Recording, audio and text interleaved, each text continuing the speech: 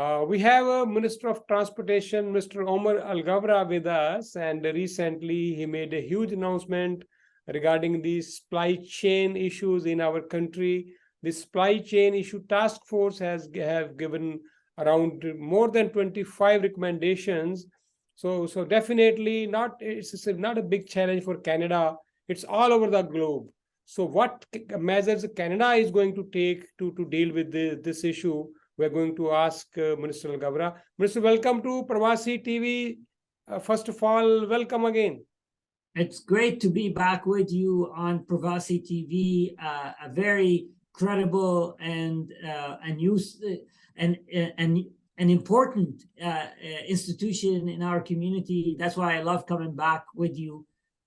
So thank you for that introduction, and I'm looking forward to talk to you about the work that we're doing on supply chain.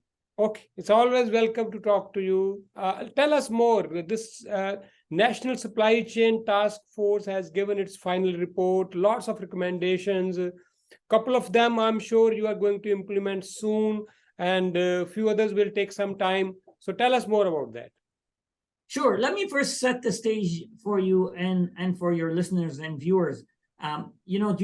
Over the last 2 years, our economy has suffered significant dramatic events. One of them obviously was the pandemic, COVID-19, where it disrupted our economy.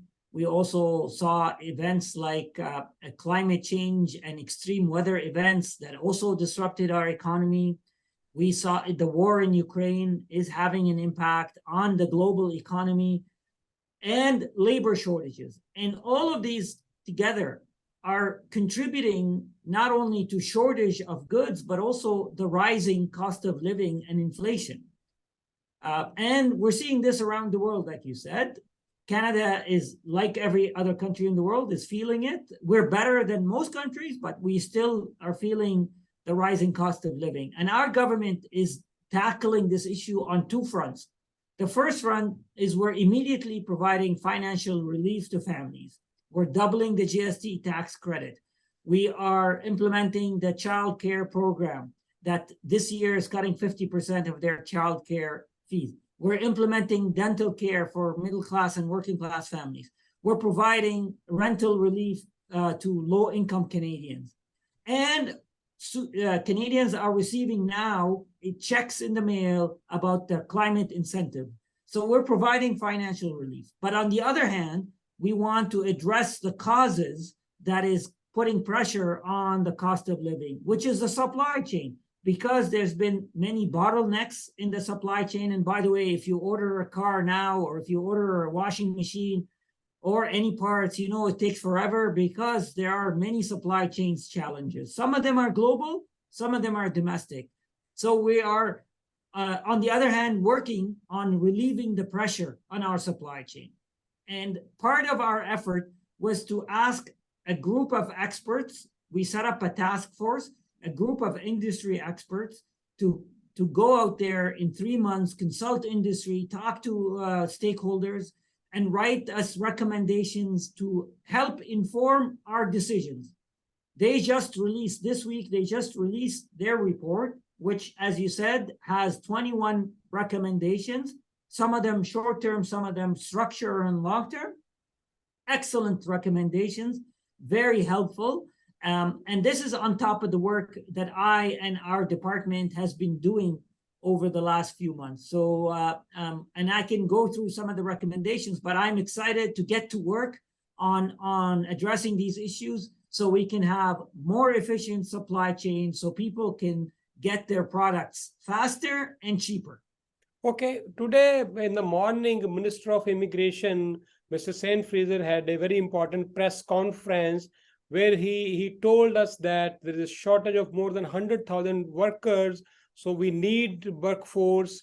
And he has announced today that all those international students who are coming to this country, now they can work more than 20 hours if they want. There is no cap, no restriction on that, keeping in mind the shortage of labor. And same thing we are finding in the trucking industry, transportation industry. We have shortage of more than 25,000 truck drivers. It's a big challenge. So how this report is going to deal with that? Absolutely. By the way, yesterday I met with representatives of the Trucking Association, with several big companies, including one in Mississauga called Rosedale, but other trucking companies were there. We talked about the challenge of finding truck drivers.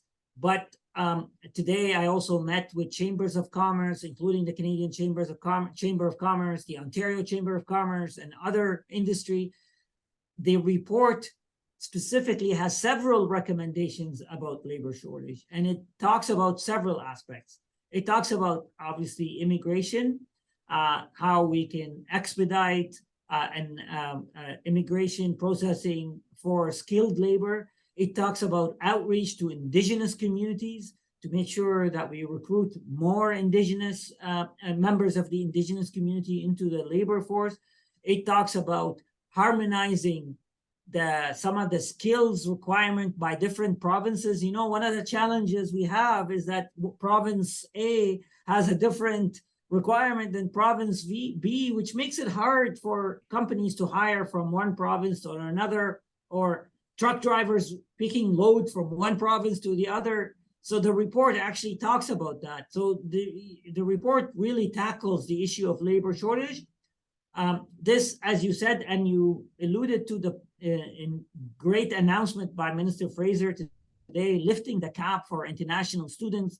You know, I think you know my story. I came to Canada as an international Yeah, I know student. that. Yeah. So I have great admiration and respect for international students and the value that they bring to Canada when they come here. Yeah. Some of them choose to go back. Some of them choose to stay. But while they're here, they want to be productive member of society, and they also want to be able to work legally instead of, you know, some people work under the table, no rights.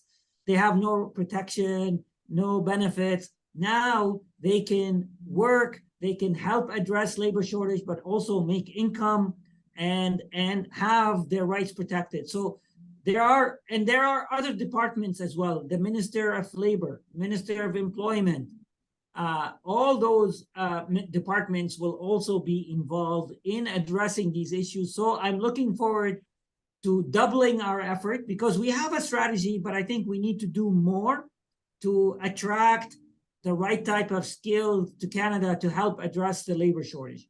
Okay, Minister, my last question is that when we are struggling with this supply chain issue, the cost of container bringing from the other countries to here has gone. At one time it was 10 times, and I'm sure still it is way high. So people bringing stuff from other countries, particularly countries like China or European countries, it is too costly to pay for the freight. So that is affecting the price rise. So how you think we can deal with this, or the National Supply Chain Task Force, what kind of solution they have for this? You're absolutely right. And also, as you said, this is a global phenomena. There is a shortage of containers around the world. Yes. Which has led to increased cost of shipping containers from one part of the world to the other. One way, I think, to address this is making sure that we turn containers around much quicker. Okay. And the report talks about that. There are issues sometimes when containers arrive here, they sit for too long, either at a port or a CVSA, a terminal, or storage.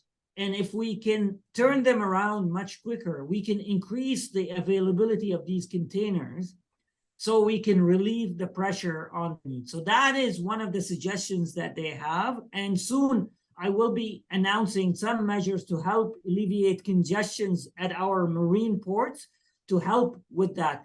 But as you know, this is a broader global issue. So I've been talking to my international colleagues, other ministers of transportation. Last week, we all met at the UN Agency for Civil Aviation in Montreal, where we talked about global supply chains issue, including port congestions, including airport congestion. So we need to work together as well. Canada has a role to play domestically, but we also need to work internationally to collaborate together to make a difference. Okay, Minister, you know that the flights to India is the most important issue, or the issue is very close to the heart of Indian people living in Canada, and they are bringing to your notice time and again. Even I have discussed this issue with you many a time. Now we have an international airport in Mohali, which was recently opened, and in the name of Shahid Bhagat Singh. And recently, there is another flight which has been started from Amritsar to Birmingham, named Balle Balle Birmingham. Okay, that will cater the visitors coming from Amritsar to UK, to Birmingham, or that part of London and other areas. But the Canadians, Indo-Canadians living in Vancouver or in Toronto area, they are demanding for the long time that the number of flights should be increased. There are, if you look at the price of the one-way ticket coming from India to Canada, is 4 or 5 times high at this moment. Even seats are not available. So we need to start more flights from Delhi. Of course, Air Canada has not resumed their flight yet. People are demanding another flight from Amritsar. You talked to Mr. Scindia, your counterpart, Indian Aviation Minister, also recently, a couple of months ago. So, but we have not got any solution or any results of these conversations so far. Thank you for raising that point, because I know how important it is for your viewers and your listeners and for friends and for my neighbors. And this is something that it's a priority for me. I know how important it is to increase flights to India. I know how important it is to have direct flight to Amritsar. And as you said, I have raised this directly with Indian officials, including with Minister Scindia when he was here on a visit. Look, as I explained to you, the Indian government currently is still resisting direct flights to Amritsar, but I think we can move forward on the idea of increasing the number of flights to India. So I hope to have good news in the near term. I can't give you specific dates, but I feel that we are gonna soon find a way to increase the number of flights to the current airports that are going there, which I know will be a relief to many of our neighbors and many of our friends. Okay, Minister, many of our elders, seniors, they go to India in these days during winter time. They come back around Vaisakhi in March or April. And I believe, as you have already given us a little bit hint, that very soon the flights will be increased. We are waiting eagerly for this good news. Me too. But at least what I'm saying is that I feel that we're making progress. I want you and your viewers and your listeners to know that this is a priority. We're working on it. My colleagues in the House of Commons, many of my friends, MPs who talk to me, my friends themselves who are my neighbors talk to me about this. So I know how important this is. We're working on it. I hope we can have good news in the short term. Okay, and our GTAA authority, our Pearson Airport was not in good news for a long time. You want to give us any update before you go? Yeah, look, the challenges that we saw in the aviation sector, in the airline sector at airports was part and parcel of the overall supply chains issues that we felt this spring, this summer. The good news is that our government took immediate action. We increased and hired more people at CATSA. We hired more people at CBSA. We talked to airlines. We made sure that airlines are accountable to making sure that they deliver on the commitment they make to their customers when they sell a ticket. We talked to airports to ensure that they increase their resources and that they find bottlenecks to address. The good news is that all of that effort has paid dividend. today, I've been following the performance every day, and I've been seeing it improve since July, where it was the worst. In August, it got better, and in September, it's much better. I would say now we're almost close back to normal. So that's great news. Unfortunately, we had some challenges. We have to keep our eye on it. We can't take it for granted, but at least I'm relieved to say that today the performance of the airlines and airports are much better than it was during the summer. Okay, we are coming close to the Christmas time, which is the busiest air travel time, and I hope things will be way better this time. And you have been given very tough job by Mr. Trudeau, we can understand, but you're always on the hook, you're always on the toes to deal with all these challenges, and we always wish you good luck, Mr. Alghabra, and please keep it up. And thank you so much for talking to us. Thank you for the opportunity to speak with you and your viewers and listeners. I have a great honor to be in this position, and part of my duties is to respond to your questions, to inform our constituents, Canadians, about the work that we're doing. So I always welcome feedback and input and the opportunity to speak directly with your viewers. So thank you very much. And Diwali is coming up soon. We want to wish you happy Diwali before you go. Happy Diwali to you and to your family and to all your viewers. And also happy Thanksgiving to everyone watching. It's coming on this Monday. Thank you so much, Minister. Bye-bye. Bye-bye.